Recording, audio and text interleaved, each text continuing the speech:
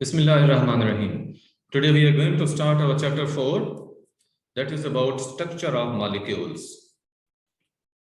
Molecules की structure के बारे में हम इस chapter के अंदर पढ़ेंगे. बेटे लास्ट टॉपिक हमारा जो इलेक्ट्रॉनिक कॉन्फ़िगरेशन का डिस्कस हुआ उसमें आपने कुछ चीजें जो पढ़ी वैलेंस इलेक्ट्रॉन्स की. वैलेंस इलेक्ट्रॉन्स आपको याद है क्या होते हैं? जो आउटर मोस्ट शेल के इलेक्ट्रॉन्स हैं. आउटर मोस्ट शेल को ही वैलेंस शेल कहते हैं और उस शेल के अंदर जितने जो इलेक्ट्रॉन्स होते हैं उनको कहते हैं वैलेंस शेल इलेक्ट्रॉन्स. बेटे पता चल गया वैलेंस शेल इलेक्ट्रॉन्स क्या होते हैं? Yes sir. Valence shell electrons atoms use करते हैं during their combination with each other. जब एटम्स आपस में मिलते हैं तो इन वैलेंस शेल्स को वहां यूज करते हैं. आपने बेटे मैटर के बारे में पढ़ा है. मैटर क्या होता है? Anything that has weight and occupies space. ठीक है, कोई भी चीज जिसका वजन होता है या जिसका मैस होता है और वो स्पेस ऑक्यूपाई करे हम उसको मैटर कहते हैं. बेटे मैटर कोई भी हो या एटम से मिलकर बना है. मैटर किससे मिलकर बनता है? एटम्स से मिलकर बनता है. यानी एटम्स आपस में मिलकर मैटर बनाते हैं और ये एटम आइसोलेटेड फॉर्म में नहीं पाए जाते, अलग-अलग नहीं पाए जाते, बल्कि ये एटम आपस में मिलकर मॉलिक्यूल्स बनाते हैं. या तो एक ही एलिमेंट के एटम है तो वो आपस में मिल जाते हैं या फिर अदर एलिमेंट्स के एटम्स के साथ मिलकर मॉलिक्यूल्स बनाते हैं. एटम्स क्या बनाते हैं? मॉलिक्यूल्स. जब मॉलिक्यूल्स बनते हैं तो ये किसी भी स्टेट में वो मैटर हमारे पास एग्जिस्ट कर सकता है. It may be solid, it may be liquid और इट मे बी गैस. ठीक है, मैटर जो कि मॉलिक्यूल्स पर मुश्तमिल है वो सॉलिड भी हो सकता है, लिक्विड भी हो सकता है और गैस भी हो सकती है. अब जैसा मैंने आपको बताया कि मॉलिक्यूल्स एटम्स के आपस में मिलने से बनते हैं, तो वो कौन सी चीज है जो एटम्स को आपस में जोड़कर रखती है, आपस में बांध कर रखती है, इकट्ठा करके रखती है? तो बेटे इनको हम कहते हैं केमिकल फोर्सेस या इन्हें कहते हैं केमिकल बॉन्ड्स. केमिकल बॉन्ड्स या केमिकल फोर्सेस. अगर पूछे जाए कि व्हाट आर केमिकल बॉन्ड्स तो हम ये कह सकते हैं कि those forces which join atoms together in the molecules. वो फोर्सेस जो मॉलिक्यूल्स के अंदर एटम्स को आपस में मिलाती हैं और मिलाकर रखती हैं उन्हें केमिकल बॉन्ड्स कहते हैं. Moiz, what are chemical bonds?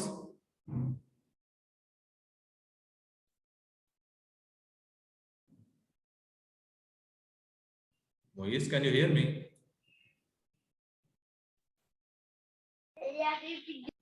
Yes sir. बड़े बताएं केमिकल बॉन्ड क्या है?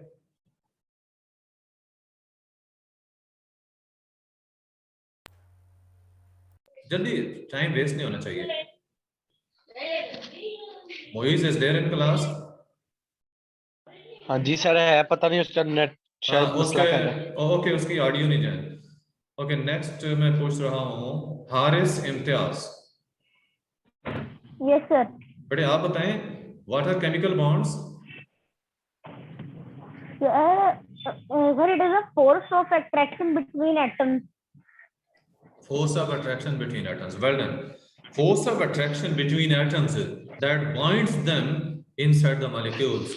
कि जो molecules बनते हैं एटम से तो जो फोर्सेस उनको आपस में जोड़ कर रखती हैं वो केमिकल बॉन्ड्स हैं. मुझे पानी पीना है. मुझे पानी पीना है. बेटे म्यूट किया मुझे पानी पीना है.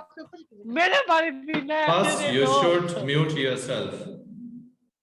Wherever disturbance is there, बेटे म्यूट किया करने पहले आप कुछ समझ सकते हैं. Lecture is being recorded, so avoid disturbance. देखिए आपकी ही कंट्रीब्यूशन इसके अंदर आएगी. डिसिप्लिन से कौन बैठे हैं, बोल कौन रहा है. You should be disciplined, you should be isolated. किसी अलग जगह बैठा करें जहां पे आपको कोई डिस्टर्ब ना करे. आप इस तरह से देखें बाकियों को भी डिस्टर्ब करते हैं. ओके बेटे, यहां तक मैंने जो चीज बताई, मैटर का बताया, एटम से मिलकर बना है. एटम्स मिलकर मॉलिक्यूल्स बनाते हैं जो कि सॉलिड स्टेट में, लिक्विड या गैस किसी भी स्टेट में एग्जिस्ट कर सकते हैं। और वो फोर्सेस जो एटम्स को आपस में जोड़ कर रखती हैं उन्हें केमिकल फोर्सेस या केमिकल बॉन्ड्स कहते हैं। Is it clear to you all? Yes, sir. Okay, I am moving next. Sir chemical bonds के एग्जांपल दे। केमिकल बॉन्ड बेटे अभी आगे हमने केमिकल बॉन्डिंग को एक्सप्लेन करना है ज्यादा। अब देखो हाइड्रोजन की एग्जांपल ले लें। हाइड्रोजन के दो एटम आपस में मिलते हैं, H2 का मॉलिक्यूल बनता है। वाटर को देखें, वाटर H2O, उसमें दो एटम हाइड्रोजन के और एक एटम ऑक्सीजन का आपस में मिलता है तो वो वाटर बनता है, वो भी केमिकल बॉन्ड्स हैं। अभी बॉन्ड्स की हम टाइप्स पढ़ेंगे, आयनिक बॉन्ड्स हैं, कोवलेंट बॉन्ड्स हैं, डेटिव कोवलेंट बॉन्ड है, polar non polar covalent bond, metallic bond, ये सारी चीजें आती हैं बाद में। जो चीजें बेटे मैं अभी बता चुका हूं इनके बारे में किसी को कंफ्यूजन हो तो साथ साथ क्लियर करते जाए। Why do atoms react with each other and form chemical bonds? जब हमने ये देखा है कि एटम्स आपस में मिलकर केमिकल बॉन्ड बनाते हैं, आपस में मिलकर मॉलिक्यूल्स बनाते हैं और केमिकल बॉन्ड्स उनको जोड़ कर रखते हैं, क्वेश्चन ये पैदा होता है कि एटम्स क्यों बॉन्ड बनाते हैं? ठीक है, जो एटम्स हैं ये आपस में मिलकर बॉन्ड्स क्यों बनाते हैं? But it is a universal rule that everything in the universe tries to attain stability. Universal rule है कि हर चीज जो है कायनात के अंदर वो स्टेबिलिटी हासिल करने की कोशिश करती है। स्टेबिलिटी क्या होती है? पायदारी। फॉर एग्जाम्पल पानी को देखें, वाटर जो है it flows from high level to low level, ऐसे ही होता है ना।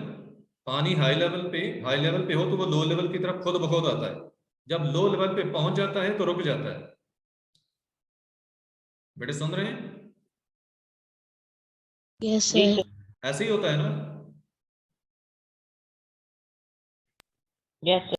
वाटर हाई लेवल से लो लेवल की तरफ इसलिए आया ताकि वो स्टेबिलिटी अटेन कर ले।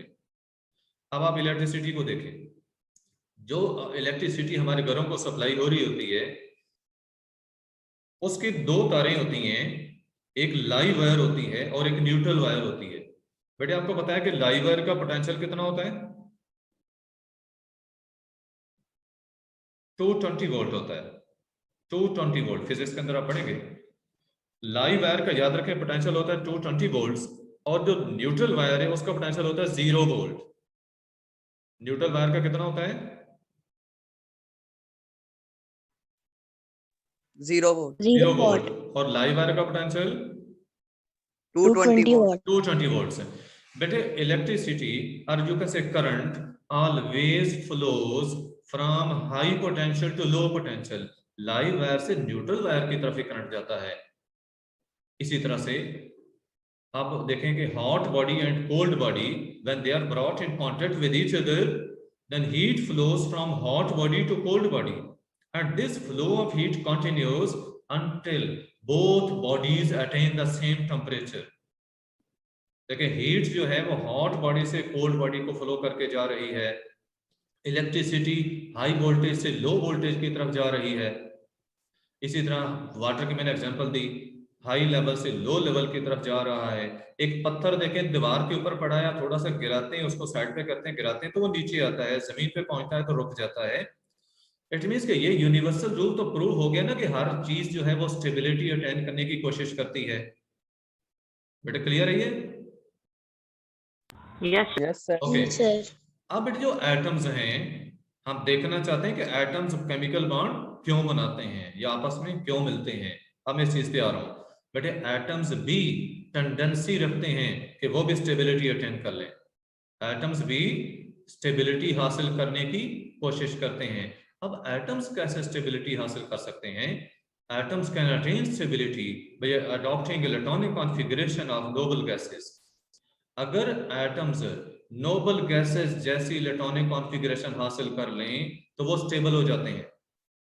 अब बेटा तवज्जो से जरा एक बात सुनना यहाँ पे, यही क्वेश्चन कि why do atoms react with each other, scientist were thinking over it. Scientist इसके बारे में सोच रहे थे कि एटम्स आपस में क्यों मिलते हैं कि नोबल गैसेस डिस्कवर हुई। ठीक है, साइंटिस्ट को इस बात का आंसर नहीं मिल रहा था कि एटम्स क्यों मिलते हैं आपस में। जब नोबल गैसेस डिस्कवर हुई तो साइंटिस्ट ने देखा कि नोबल गैसेस जो हैं उनके एटम ना तो आपस में मिलते हैं और ना ही वो किसी और एलिमेंट के एटम से मिलते हैं।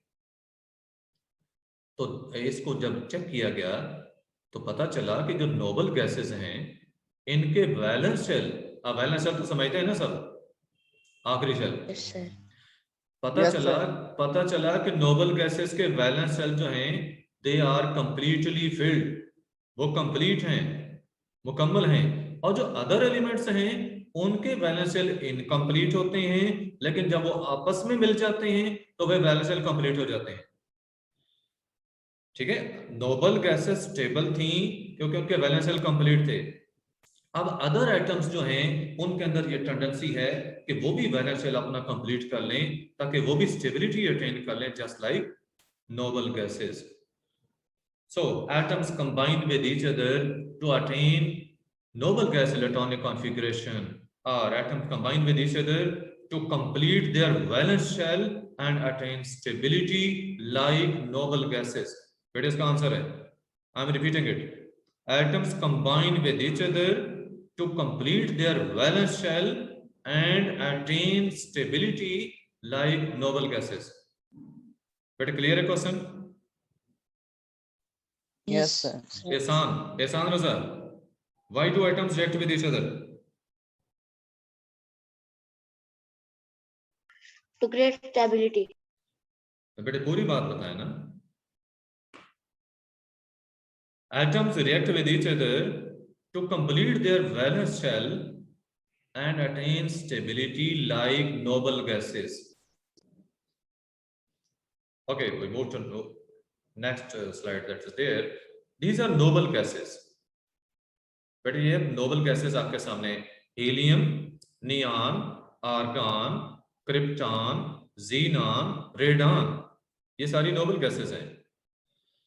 अब बेटे इनकी क्या फीचर है? They have completely filled valence shell. इनका वैलेंस शेल जो है वो मुकम्मल है, जिसको शो किया NS2NP6। इसमें N जो है ये वैलेंस शेल का नंबर होगा। N क्या है इसमें? वैलेंस शेल का नंबर। वैलेंस शेल का नंबर है। एक दफा मैं दोबारा अटेंडेंस आपकी मार कर रहा हूं। ओके, हाँ जी, N इसमें है वैलेंस शेल, यानी आखिरी शेल। और नोबल गैसेस की फीचर है कि they are non reactive elements. Non reactive का मतलब क्या है कि वो दूसरे एलिमेंट से रिएक्शन नहीं करती।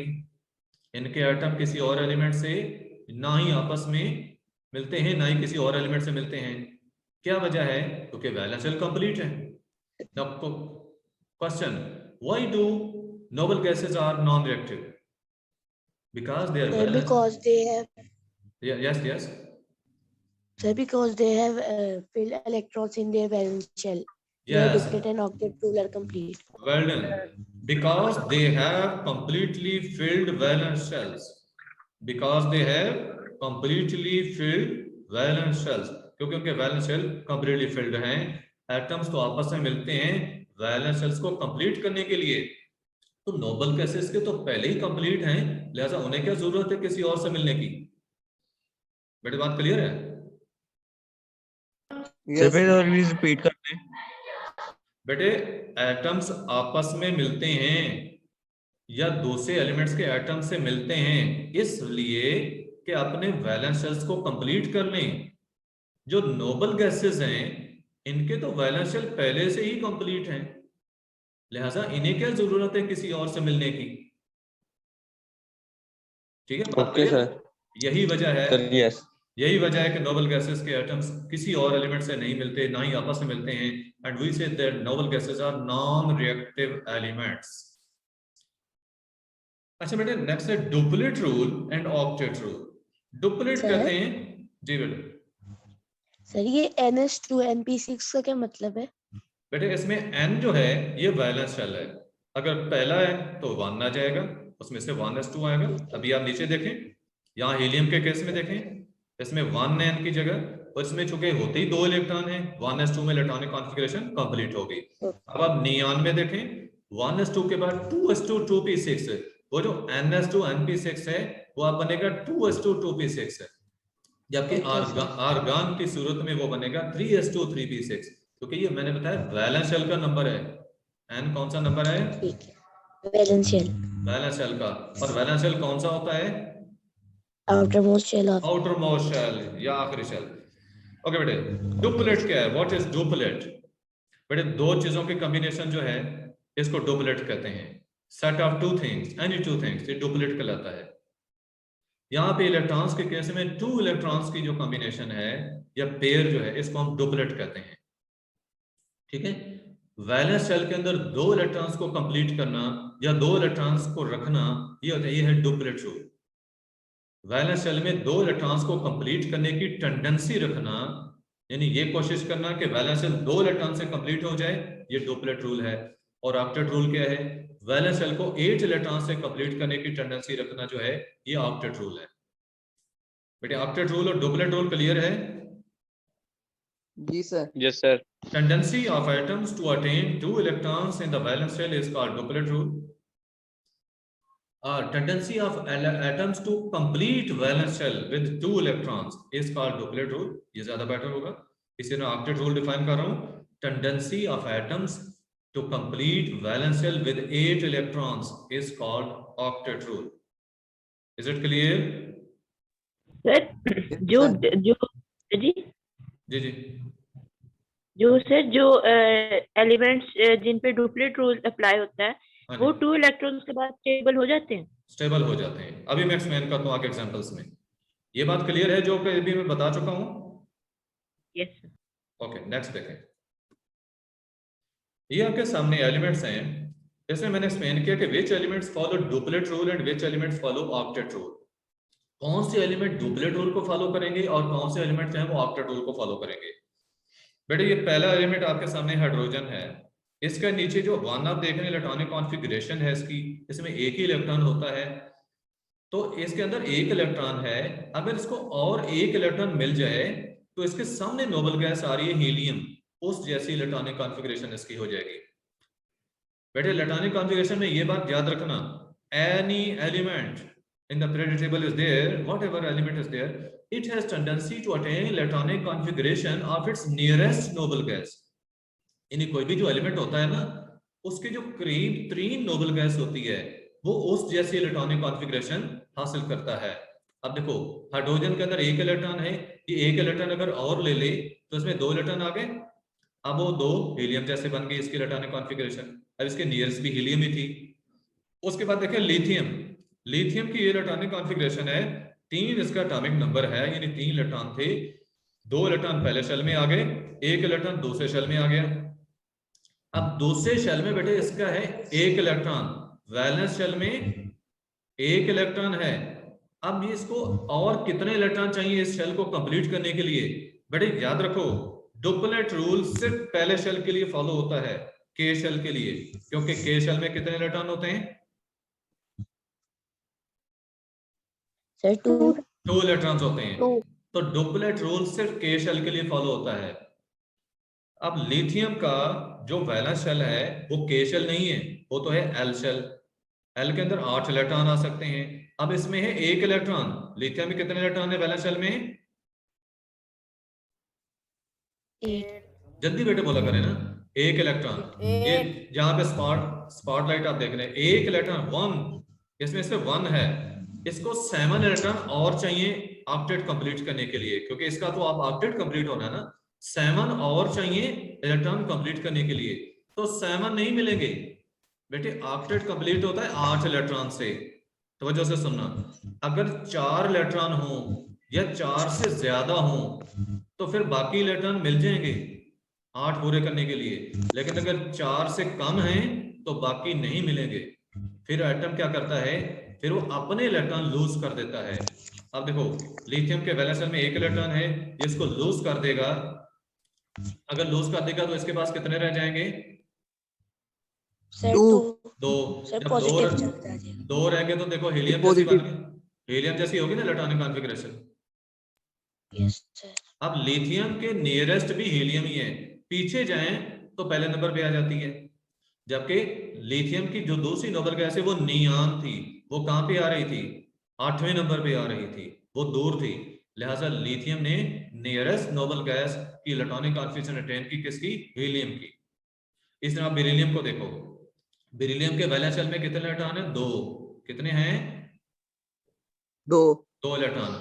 इसको 6 और मिले तो इस नियॉन जैसी इलेक्ट्रॉनिक कॉन्फिगरेशन मिलती है, लेकिन 6 नहीं मिलेंगे, मैंने कहा ना 4 या उससे ज्यादा, 4 या उससे कम इलेक्ट्रॉन मिल सकते हैं। अगर एटम में 4 या 4 से ज्यादा हैं तो बाकी मिल सकते हैं, ये तो 4 से कम है, जैसे 2 रिलीज कर देगा, बाकी इसके भी 2 रह गए, अगेन हीलियम जैसी इलेक्ट्रॉनिक कॉन्फिगरेशन। अब बोरॉन में देखें, 3 है वैलेंस शेल में, 5 और चाहिए, 5 नहीं मिलेंगे, 3 रिलीज कर देगा, 2 रह जाएंगे, अगेन हीलियम जैसी इलेक्ट्रॉनिक कॉन्फिगरेशन। कार्बन 4 इलेक्ट्रॉन है, 4 और चाहिए, दोनों पॉसिबिलिटीज हैं, 4 मिल भी सकते हैं, अगर 4 मिलेंगे तो नियॉन जैसी इलेक्ट्रॉनिक कॉन्फिगरेशन बनेगी इसकी, कार्बन की, और अगर आपने 4 रिलीज करेगा तो फिर हीलियम जैसी इलेक्ट्रॉनिक कॉन्फिगरेशन होगी। तो बेटे कार्बन के अंदर दोनों पॉसिबिलिटीज हैं, दोनों चॉइसेस हैं। नाइट्रोजन को देखें, कितने वैलेंस शेल में, 5, और कितने चाहिए, 3, इसको 3 मिल जाएंगे, जब 3 मिल जाएंगे तो इसकी इलेक्ट्रॉनिक कॉन्फिगरेशन क्या हो जाएगी, 2 नियॉन जैसी हो जाएगी। ऑक्सीजन के 6 हैं, इसको 2 चाहिए, इसको 2 मिल जाएंगे तो अगेन नियॉन जैसा हो जाएगा। फ्लोरीन को 1 इलेक्ट्रॉन और चाहिए क्योंकि 7 है, 1 इलेक्ट्रॉन और चाहिए, तो 1 इलेक्ट्रॉन लेकर नियॉन जैसी इलेक्ट्रॉनिक कॉन्फिगरेशन अटेन करेगा। बट जब इलेक्ट्रॉन अब्सॉर्ब होंगे एलिमेंट्स में, एलिमेंट्स से इलेक्ट्रॉन्स को गेन करेंगे, तो जितने इलेक्ट्रॉन गेन करेंगे उतना उनके ऊपर नेगेटिव चार्ज आएगा, और अगर लूज करेंगे तो जितने लूज करेंगे उतना पॉजिटिव चार्ज आएगा। अब बेटे आपको ये पता चल गया है कि डुप्लेट रूल कौन से एलिमेंट फॉलो करेंगे और ऑक्टेट रूल कौन से फॉलो करेंगे। हाइड्रोजन, लिथियम, बेरिलियम, बोरोन, ये एलिमेंट्स जो हैं, 4 elements, hydrogen, lithium, beryllium, boron, ये डुप्लेट रूल फॉलो करेंगे। अब कार्बन डुप्लेट रूल भी फॉलो कर सकता है, ऑक्टेट भी फॉलो कर सकता है, जबकि नाइट्रोजन, ऑक्सीजन और फ्लोरीन ये सिर्फ ऑक्टेट रूल ही फॉलो करेंगे। सेम ऑर्डर होगा बाकी एलिमेंट्स के लिए भी, अदर पीरियड्स के एलिमेंट्स के लिए भी। बेटे यहां तक ये बात क्लियर है सबको? Yes sir. Yes, sir. Question है तो पूछें।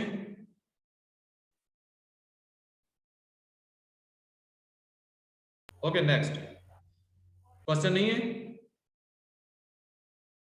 No, sir. ओके बेटे हमने 3 तरीके देखे वैलेंस शेल को कंप्लीट करने के, हमने 3 तरीके देखे हैं। पहला क्या है, by giving valence shell electrons to other atoms. जैसा कि आपने देखा कि हाइड्रोजन, लिथियम, बेरिलियम, बोरॉन क्या कर रहे थे, अपने इलेक्ट्रॉन लूज कर रहे थे वैलेंस शेल के, तो जो लूज कर रहे थे वो अदर एटम्स को मिलते हैं। दूसरा तरीका, bye gaining electrons from other atoms, दूसरे एटम से इलेक्ट्रॉन गेन करके, जैसा आपने इधर नाइट्रोजन, ऑक्सीजन, फ्लोरीन में देखा। तीसरा, by sharing electrons, valence electrons with other atoms. ये शेयरिंग से कोवेलेंट बॉन्ड्स बनते हैं।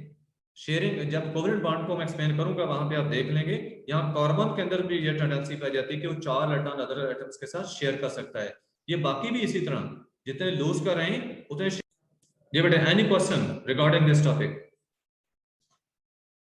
जो चीजें मैंने एक्सप्लेन की हैं इससे रिगार्डिंग किसी का कोई क्वेश्चन है तो पूछ सकते हैं।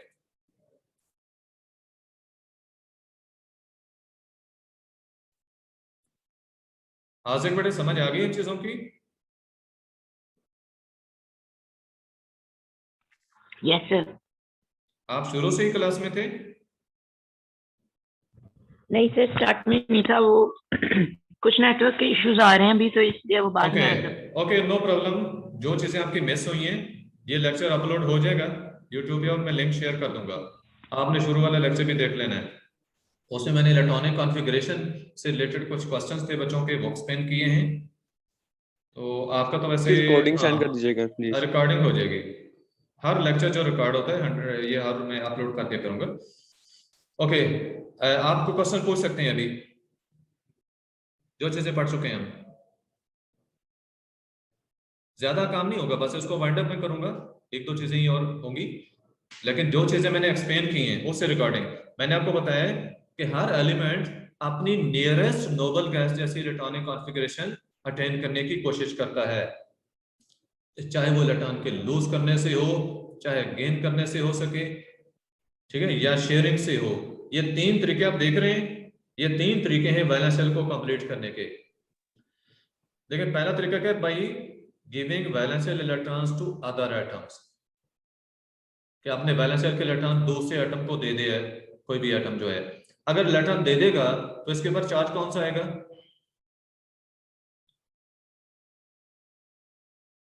बेटे इलेक्ट्रॉन के लॉ से पॉजिटिव चार्ज आता है। कौन सा चार्ज आता है? Positive charge. पॉजिटिव। और अगर एटम इलेक्ट्रॉन गेन करेगा तो फिर उसके ऊपर चार्ज कौन सा आएगा? नेगेटिव। नेगेटिव। इसको याद रखने के लिए मैं आपको हिंट दे रहा हूं, इलेक्ट्रॉन के ऊपर चार्ज कौन सा होता है? नेगेटिव चार्ज होता है। इलेक्ट्रॉन पे नेगेटिव चार्ज होता है।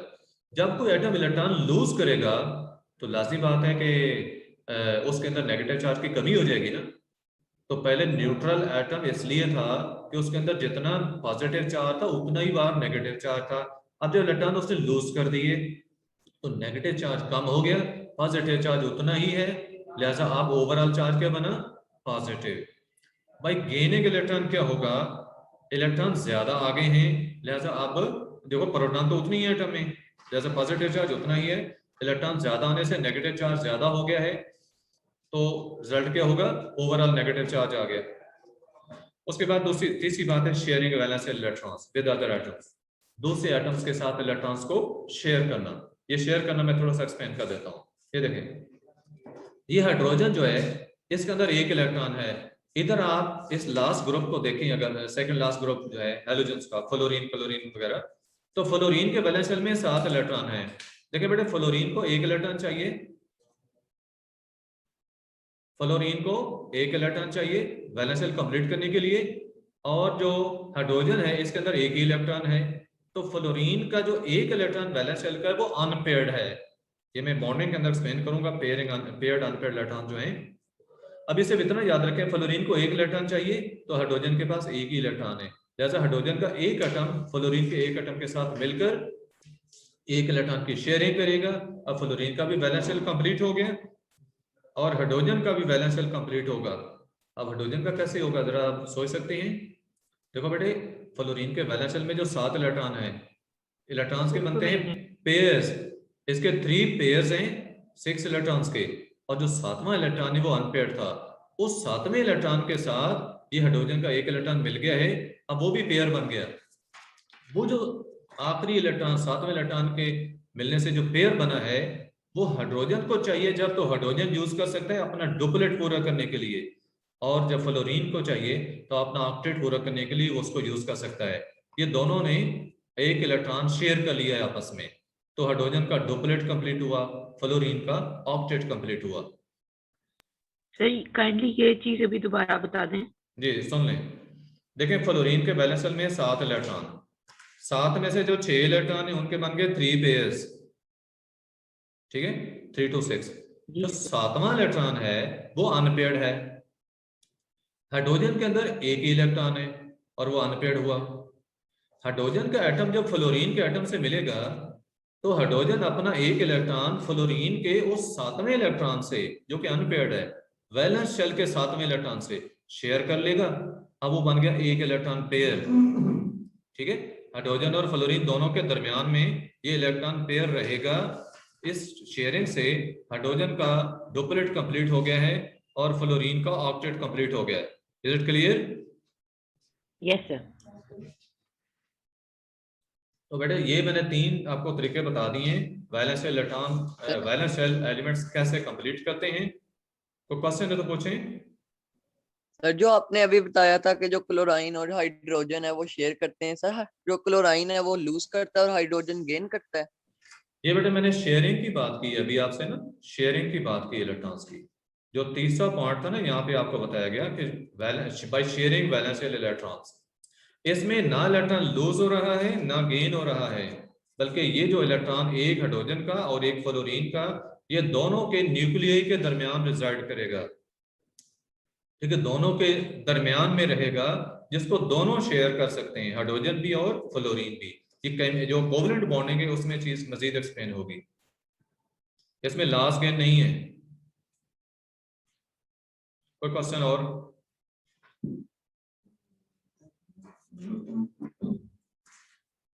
बेटे है कोई क्वेश्चन और आपका?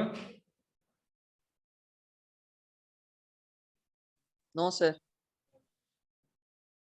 अच्छा बेटे नेक्स्ट हमने ये चीज जो है कि which way an atom of an element will adopt to complete its valence shell. ये दो चीजें हैं जिस पर ये डिपेंड करता है कि वो कौन सा तरीका अडॉप्ट करेगा।